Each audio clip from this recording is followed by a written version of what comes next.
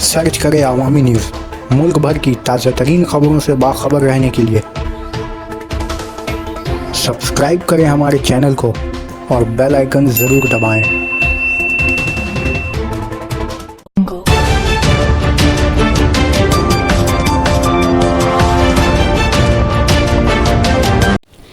Jail से निकलकर दोबारा दोशीज़ा की आबरूरेज़ी। इस्लामपुर 30 अक्टूबर। असमत दरी के इल्ज़ाम में गिरफ्तारी के बाद इसे ज़मानत पर जेल से रिहा किया गया तो मुलजिम के ज़रिए मुतासरा दोशीज़ा से दोबारा ज़्यादती का सनसनीखेज़ केस सामने आया है। इस वाक़या के बाद शुमाली दिनाजपुर ज़िला के इस्लामपुर थाना के राजू बस्ती इलाके में काफ़ी तनाव है।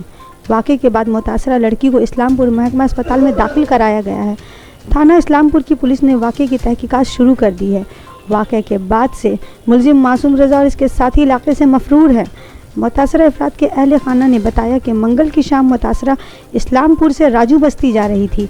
जैसे ही वो बस से उतरी तो पहले से ही ताक में मौजूद मासूम रज़ा और इसके साथी इसे ज़बरदस्ती घसीट कर अपने साथ वीरान जगह ले गए और इसकी दोबारा असमत दरी कर दी। मुलजिम मासूम ने इससे कबल भी इसकी आबरूरेज़ी की थी। मुकदमा दर्ज किया गया था तो पुलिस ने इसे गिरफ्तार करके जेल भी भेज दिया। कुछ दिन जेल में रहने के बाद हाल ही में इसे ज़मानत पर रिहा किया गया था। मुतासरा लड़की ने बताया कि जेल भेजे जाने के वाक़या का बदला लेने के लिए मुलजिम ने इसके साथ दोबारा मुकाला किया है। अहम बात यह है कि इस वाक़े के बाद मुतासरा अफराद के अहल खाना की जानिब से मासूम रज़ा समेत दीगर मुलजिमीन के ख़िलाफ़ थाने में तहरीरी शिकायत दर्ज कराई गई है। वाक़े की तहकीकात करते हुए मुतासरा के अहल खाना ने मुलजिम को सख्त से सख्त सज़ा देने का मुतालबा किया है। इस्लामपुर पुलिस स्टेशन की पुलिस ने बताया कि वाक़े की तहकीकात का आगाज़ कर दिया गया है। मुलजिमान की गिरफ्तारी के लिए जगह जगह छापे मारे जा रहे हैं। ইসলামপুর গিয়েছিলাম।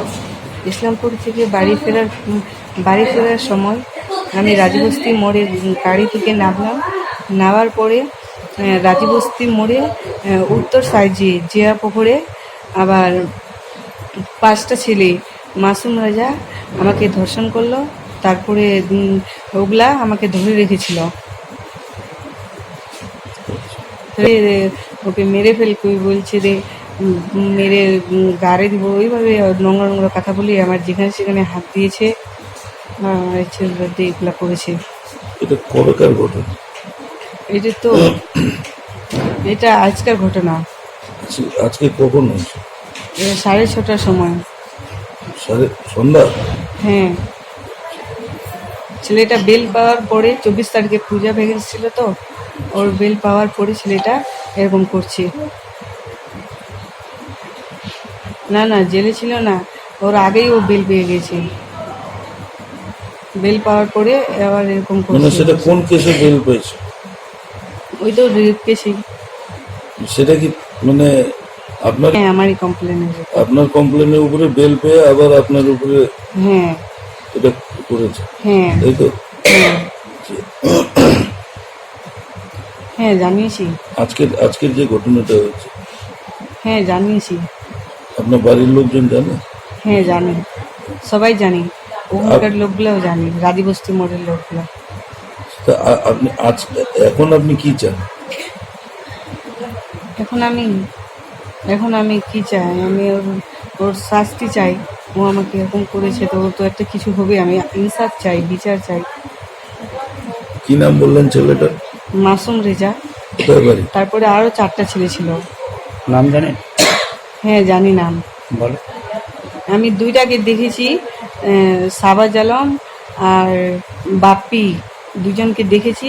আর ওগুলোও ছিল কিন্তু ওগুলোর নামটা আমি বলতে পারছি না। কোথায় বাড়ি? কোথায় ওদের বাড়ি মতিভিটা। বাড়িতে ডিমটি রোড থেকে বাড়ি গেলাম। বাড়িতে খবর দিল তো এখানে ওই খায়নাটার সঙ্গে ঘটনা হয়। কি ওখানে আমরা আসলাম যে 5জন ছেলে নাকি নগে ধরে, মাসুম নামে ছেলেটা ছিল আর 4জন ওইখানে ওই চিল্লাচ্ছে, নিয়ে আমি হসপিটালে আসলাম।